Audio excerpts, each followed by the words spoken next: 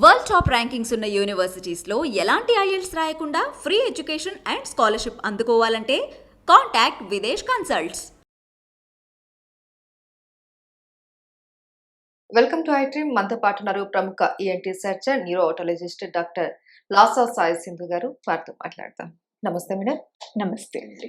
Madam, చిన్న పిల్లలు, నెలల పిల్లలు కూడా గురక వచ్చేస్తూ ఉంటుంది. పడుకుంటే చాలు విపరీతమైన గురక వచ్చి వాళ్ళు బ్రీత్ తీసుకోవడానికి కూడా చాలా ఇబ్బంది పడిపోతూ ఉంటారు. అండ్ వాళ్ళు ఫీడ్ తీసుకునేటప్పుడు కూడా పొరమాలుతూ ఉంటుంది. చాలా సఫర్ అవుతూ ఉంటారు. ఎందుకు అవుతుంది ఇలా వాళ్ళలో? సో, యాక్చువల్లీ వేరియస్ రీజన్స్ ఉంటాయండి. మీరు అంటున్నట్టు ఇప్పుడు మరీ చిన్న పిల్లల్లో కనుక అయితే కొంతమందికి ఏంటంటే నోస్ బ్లాక్, అంటే ఒక సైడ్ నేసోలేబియల్ ఫోల్డ్, అది ఒక సైడ్ నాస్ట్రిల్ సరిగ్గా ఫామ్ అవ్వకపోవడం. కొంతమందికేమో ఒక నోస్ సైడ్ నుంచి వెనక్కి వెళ్ళినప్పుడు ఒక పొరలాగా ఉండిపోతుందనమాట. సో, అది కనుక కరెక్ట్‌గా డిజాల్వ్ అవ్వకపోతే కూడా వన్ సైడ్ నోస్ అనేది వాళ్ళకి బ్లాక్ అవ్వడం. ఇలాంటివి ఉన్నప్పుడు వీళ్ళు ఈఎన్టీ సర్జన్ దగ్గరికి తీసుకెళ్తే వాళ్ళు ఒక చిన్న ట్యూబ్ లాంటిది, కేథెటర్ లాంటిది పాస్ చేసి అది మెంబ్రెయిన్ ఓపెన్ అవుతే వాళ్ళకి చాలా రిలీఫ్ ఉంటుందండి. సో, కొంతమందికి ఇంకా చిన్న పిల్లల్లో మోస్ట్ కామన్ ఏంటంటే వాళ్ళు ముక్కులో ఏదన్నా వేసేసుకుంటారు. అండ్ ఇది తెలియకుండా పెట్టేసుకుంటారు. పెట్టుకున్నట్టు కూడా చెప్పలేరు కదండీ. అండ్ చాలా మటుకు పేరెంట్స్‌కి తెలియని కూడా తెలీదు. కాకపోతే ఒక 3-4 డేస్ అయినప్పుడు ఏంటంటే దాని చుట్టూ పస్ అక్యుములేట్ అయ్యి, ఫారిన్ బాడీ అంటాం. సో పస్ అక్యుములేట్ అవ్వడం, పిల్లలకి ఫీవర్ రావడము, ఒక సైడ్ నుంచి ఫౌల్ స్మెల్లింగ్ నేసల్ డిశ్చార్జ్ అంటాం. అంటే ఒక దుర్వాసన లాగా వస్తుందండి ముక్కు నుంచి. సో ఇలా జ్వరం వచ్చి దుర్వాసన లాగా వచ్చి మీకు పిల్లల్లో ఒక సైడ్ సరిగ్గా శ్వాస తీసుకోవట్లేదంటే ఖచ్చితంగా ముక్కు లోపల ఏదన్నా ఉన్నట్టు అర్థమండి.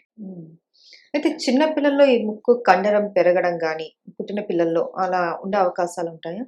సో, చిన్న పిల్లల్లో ఎక్కువగా ఉండదండి. బట్ అంటే ఆఫ్‌కోర్స్ చిన్న పిల్లల్లో మోస్ట్ కామన్ శ్వాస తీసుకోవడానికి ఇబ్బంది పడేదంటే అడినాయిడ్ హైపర్ట్రోఫీ అని ఉంటుందండి దానివల్ల. అడినాయిడ్స్. అంటే ఇప్పుడు గొంతు లోపల మనకి టాన్సిల్స్ ఉన్నట్టే ముక్కు వెనకాల భాగంలో టాన్సిల్ లాగా ఉంటాయండి అడినాయిడ్స్ అంటే.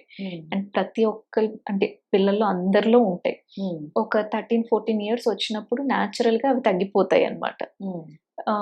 ఇవి లింఫాయిడ్ టిష్యూ అన్నమాట.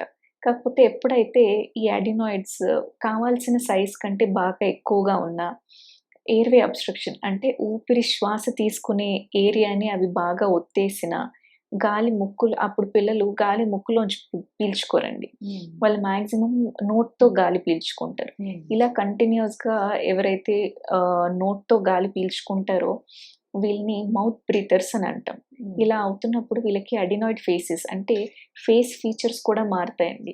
అంటే ఫేస్ ఎప్పుడు ఇలా డల్‌గా అనిపించడము, ఇలా ఈ ముందు భాగం, ఈ లిప్ పైన భాగం కొంచెం ముందుకొచ్చేయడము. ఎందుకంటే నోట్‌తో గాలి తీసుకోవడం వల్ల అంగిలి అనేది ఇలా ఉండాల్సింది ఎక్కువ కర్వ్డ్ అయిపోతుంది. కాంపెన్సేషన్ మెకానిజం బాడీది natural. And dull looking face. వీళ్ళు డే టైమ్ స్కూల్లో కూడా ఈ చిన్న పిల్లలు ఊరికే ఇలా పడుకుంటున్నట్టు ఉంటారు. ఎందుకంటే రాత్రిపూట వాళ్ళకి స్లీప్ కంప్లీట్ ఉండదు. గొంతు నుంచి అదే నోట్‌తో ఎప్పుడైతే గాలి తీసుకుంటామో దానివల్ల 100% ఆక్సిజనేషన్ ఉండదండి పిల్లలకి. అండ్ 5 ఇయర్స్ లోపు పిల్లలకి సరిగ్గా ఆక్సిజనేషన్ అందకపోతే బ్రెయిన్ డెవలప్‌మెంట్ కూడా ఎఫెక్ట్ అవుతుంది. సో, ఖచ్చితంగా పేరెంట్స్ ఒకవేళ వీళ్ళు విపరీతంగా నోట్‌తో గాలి తీసుకుంటున్నారు, దిండు లేకుండా పడుకోలేరు వీళ్ళు.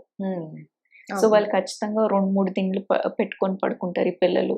లేదా కొంతమంది పిల్లలైతే ఇలా ఆల్మోస్ట్ లేసే పడుకుంటారు. వెనక్కి వెళ్ళాలంటే భయపడతారు. వెనక్కి వెళ్ళినప్పుడు అడినాయిడ్ ఇంకా కంప్రెస్ అయిపోయి వాళ్ళకి అస్సలు శ్వాస ఆడదు. సో, ఇవన్నీ ఫీచర్స్ అండి. ప్రతి ఒక్కరికి అడినాయిడ్ హైపర్ట్రోఫీ అనగానే భయపడిపోయి సర్జరీ చేయాల్సిన అవసరం లేదండి.